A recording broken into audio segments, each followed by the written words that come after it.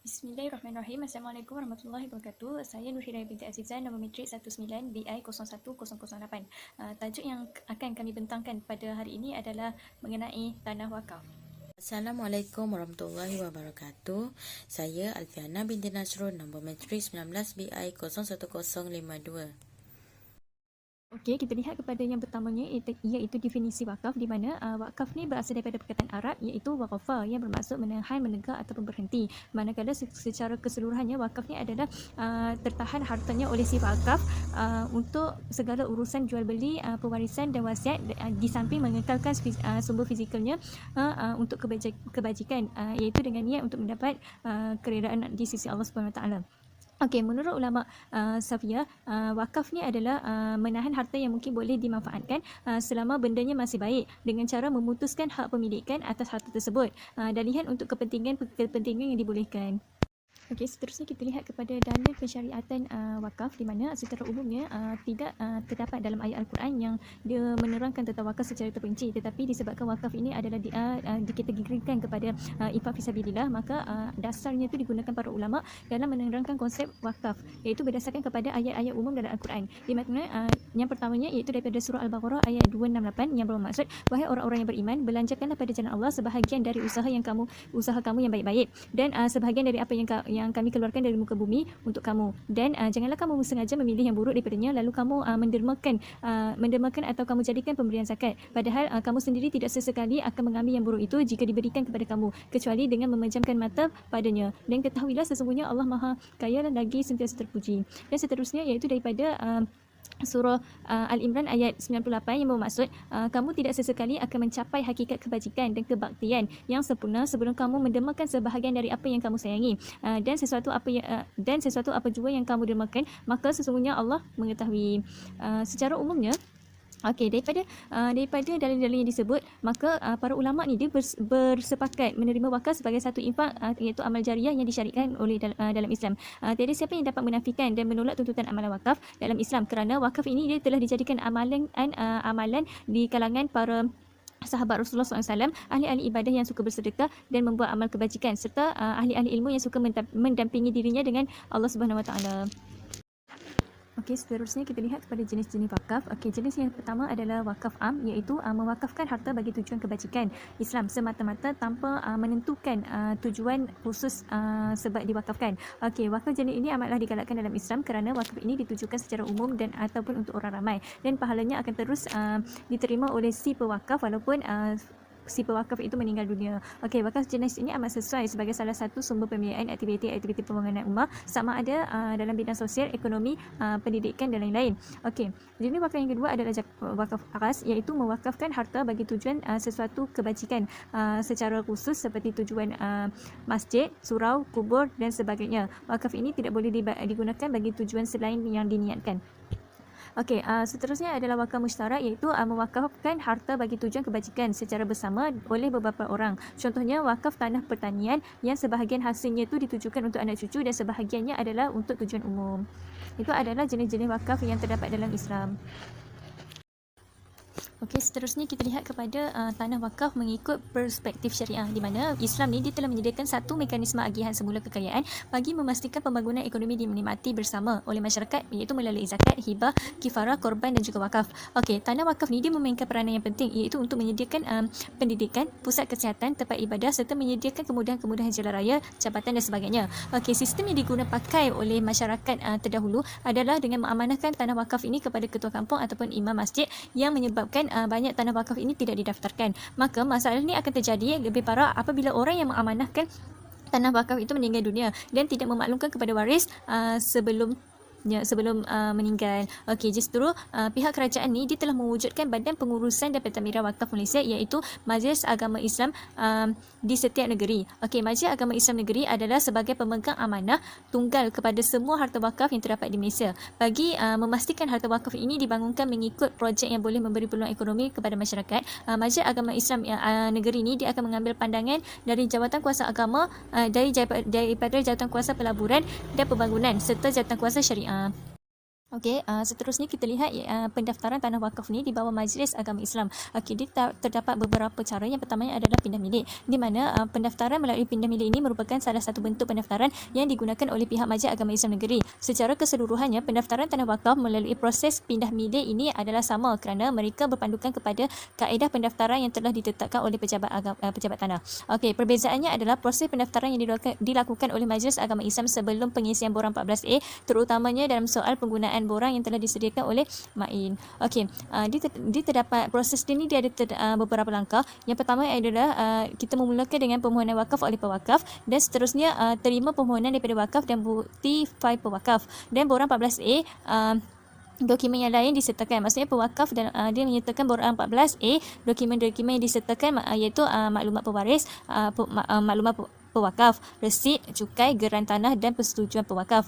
Dan proses seterusnya adalah dengan Majlis Agama Negeri ini, dia akan memproseskan borang 14A dan dia akan mendapatkan tanda tangan pihak berkuasa majlis. Okey, seterusnya adalah tanda tangan. Setelah mendapat tanda tangan pihak berkuasa majlis, maka tanda tangan pewakaf di hadapan pejabat tanah. Maksudnya kat sini step ni adalah pewakaf ni dia akan menandatangan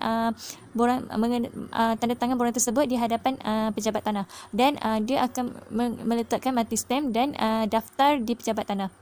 Kemudiannya step seterusnya adalah iaitu dengan pewakaf ni dia kena tunggu geran baru dikeluarkan oleh pejabat tanah, dan pejabat tanah ni dia akan mengeluarkan surat penghargaan kepada si wakaf. So maksudnya kat sini setelah habis proses berkenaan, maka tamatlah proses pindah milik tersebut. Okey.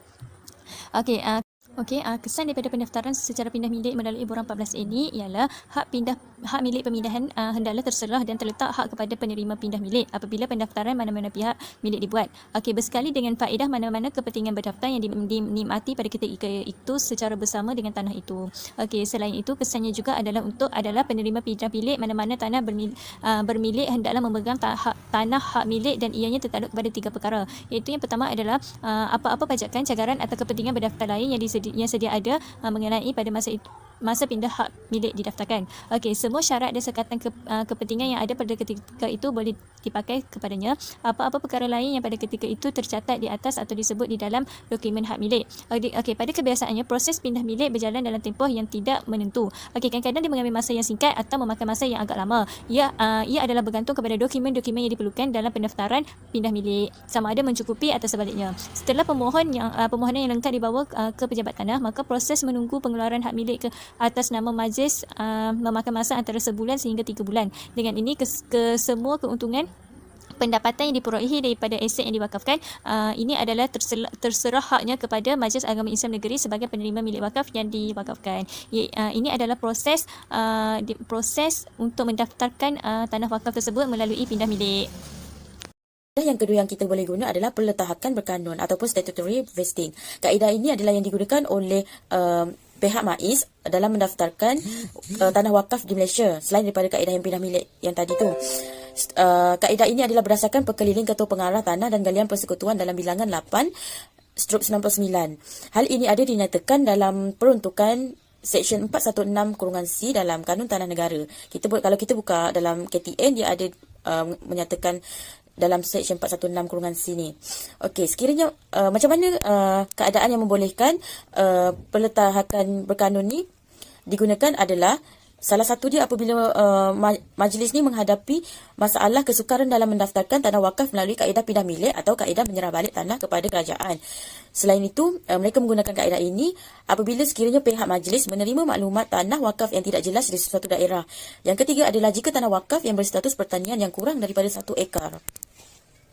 Ataupun prosedur yang biasa dilakukan adalah yang pertama, permohonan ni dibuat oleh pihak majlis dengan menulis surat kepada pendaftar hak milik ataupun pendaftar tanah yang menyatakan bahawa tanah tersebut telah diwakafkan oleh pemilik tanah berdasarkan surat cara ataupun hujah wakaf. Seterusnya, pengurus wakaf ni perlu mengemukakan surat lafaz wakaf dan dokumen surat cara serta membuat pembayaran pendaftaran peletahakan ni di pejabat PTD atau PTG. Seterusnya, pengurus wakaf ni mendapatkan notis ataupun surat makluman peletahakan yang telah selesai didaftarkan atas nama MAIN daripada pejabat PTD ataupun PTG ni tadi. Step yang seterusnya adalah pengurus wakaf ni akan mendapatkan salinan dokumen hak milik yang diperakui sah daripada pejabat PTD ataupun PTG, dan pengurus wakaf ni mesti merekodkannya di dalam buku daftar tanah main. Okey, step yang seterusnya adalah pengurus wakaf membuat salinan dokumen hak milik tanah untuk direkodkan dalam fail dan disimpan salinan yang sah tu dalam bilik kebal. Dan seterusnya, pengurus wakaf ni akan melantik juruukur tanah berlesen untuk menentukan sempadan dan lokasi tanah yang akan diwakafkan. Tanah yang dibuat untuk prosedur ni tadi. Dan akhir sekali, juruukur ni akan mengesahkan keluasan tanah yang telah diwakafkan. Ini adalah prosedur ataupun amalan yang digunakan oleh pengurus wakaf untuk mengetahui berapa keluasan tanah dan mengesahkan bahawa tanah ni didaftarkan. Seterusnya kita pergi kepada kaedah yang ketiga, iaitu serahan tanah kepada kerajaan dan kurnia semula. Kaedah ini merupakan salah satu kaedah untuk mendaftarkan tanah wakaf ni di bawah MAIS. Hal ini ada diperuntukkan dalam Seksyen 195 dalam Kanun Tanah Negara. Beberapa syarat telah ditetapkan oleh pejabat tanah untuk meluluskan penyerahan balik kepada pihak berkuasa negeri PBN. Perkara ini ada terkandung dalam Seksyen 196, 197 dan 200 dalam KTN. Antaranya isi kandungan dia adalah, yang pertama adalah satu permohonan bertulis dibuat oleh tuan punya tanah beri milik untuk menyerah balik tanah yang dilakukan. Yang kedua adalah dua bentuk penyerahan yang boleh dilakukan oleh tuan punya tanah bermilik, iaitu borang 12A digunakan bagi penyerahan semula tanah secara keseluruhan tanah dan borang 12B untuk penyerahan sebahagian daripada tanah. Yang ketiga, bayaran akan ditetapkan. Beberapalah bayaran dia tu. Yang keempat adalah tidak terdapat bayaran cukai tanah yang tertunggak. Yang kelima, tidak terdapat sekatan pada tanah itu sama ada tahanan mana-mana mahkamah. Yang keenam, keizinan secara bertulis diperlukan daripada orang atau badan yang berkepentingan di atas tanah berkenaan sebagai menyokong permohonan penyerahan tanah yang dilakukan. Satu kajian mengatakan bahawa MAIN ni belum lagi menggunakan kaedah yang ketiga ni. Yang kita boleh lihat daripada kajian, Majlis Agama Islam Wilayah Persekutuan yang ada menggunakan kaedah ini dalam pendaftaran tanah wakaf. Negeri-negeri lain belum lagi, mereka tengah berusaha untuk menggunakan cara ni. Seterusnya kita pergi kepada kedudukan tanah wakaf dalam Undang-Undang Tanah di Malaysia. Okey, segala urusan yang berkaitan dengan tanah wakaf yang melibatkan urusan di pejabat tanah ataupun pejabat pengarah tanah dan galian negeri PTG adalah berdasarkan kepada peruntukan yang ada dalam Kanun Tanah Negara. Namun terdapat isu kalau kita lihat ketiadaan peruntukan khusus mengenai wakaf dalam Kanun Tanah Negara ni. Namun dalam KTN ni ada disebutkan secara umum sahaja. Contohnya dalam Seksyen 4/2/A Kanun Tanah Negara ni ada memperuntukkan bahawa mana-mana peruntukan di bawah Kanun Tanah Negara adalah tidak terpakai kepada tanah wakaf kecuali diperuntukkan sebaliknya. Sungguh pun kalau kita lihat Kanun Tanah Negara ni tidak memperuntukkan peruntukan yang khusus mengenai perkara wakaf. Namun amalan pentadbiran tanah wakaf hari ini kita lihat KTN masih lagi dipakai sebagai sumber utama. Keadaan ini menyebabkan pentadbiran tanah wakaf masih tertakluk kepada peruntukan-peruntukan yang wujud dalam KTN seperti contohnya dalam Seksyen 52, 76, 115, 116, 117 dan banyak lagi lah beberapa seksyen lagi. Yang mana sebenarnya dalam seksyen yang diperuntukkan dalam Kanun Tanah Negara ni ada yang melanggar kepada hukum syarak. Sebab itu perlunya kita memperuntukkan peruntukan yang khusus mengenai tanah wakaf ni. Contohnya dalam Seksyen 416(C) ada menyentuh berkaitan dengan tanah wakaf berkenaan dengan keletakan berkanun statutory vesting. Seterusnya dalam Seksyen 195, 197 dan 200, kaedah ini merupakan salah satu juga cara yang membolehkan tanah wakaf didaftarkan atas nama MAIS sebagai pemegang amanah tunggal. Yang ini adalah kaedah pendaftaran tadi tu yang kita sebut sebelum ni. Lepas tu ada juga disentuh dalam Seksyen 420(1) dan (2) KTN. Seksyen 420 menyatakan bahawa sebarang perintah peletakan yang dikeluarkan oleh Mahkamah Tinggi tidak akan berkuat kuasa selagi ini tidak didaftarkan oleh pendaftar hak milik atau pentadbir tanah. Kiranya ada juga disentuh berkaitan dengan tanah wakaf ni dalam KTN walaupun tidak secara menyeluruh ataupun diperuntukkan secara khusus. Lepas tu melalui pajakan leasehold dalam konteks hak milik bertempoh, tanah-tanah wakaf juga turut disentuh Dan tanah wakaf juga tidak terkecuali daripada tertakluk kepada setiap peruntukan yang wujud dalam KTN. Seterusnya adalah seperti kategori-kategori dan syarat nyata dalam KTN. Demikian juga adalah peruntukan yang KTN adakan dalam tanah wakaf, seperti kategori dan syarat tanah nyata. Semua tanah bermilik termasuk tanah-tanah wakaf adalah tertakluk kepada kategori-kategori, syarat-syarat tersirat dan syarat-syarat nyata dan sekatan-sekatan kepentingan. Hal ini sama seperti macam kanun tanah negara, bukan selain daripada tanah wakaf tu. Jadi kita pergi kepada isu-isu yang berkaitan. Yang pertama adalah kekurangan dana. Dana ni merupakan aset yang sangat penting dalam sesebuah pembangunan, terutama dalam kita sentuh sekarang ni berkaitan dengan pembangunan harta wakaf. Kalau kita nak bina masjid, nak bina sekolah ke atas tanah wakaf tersebut, dana merupakan aset yang sangat penting dalam membangunkan sesebuah aktiviti ke atas tanah wakaf tersebut.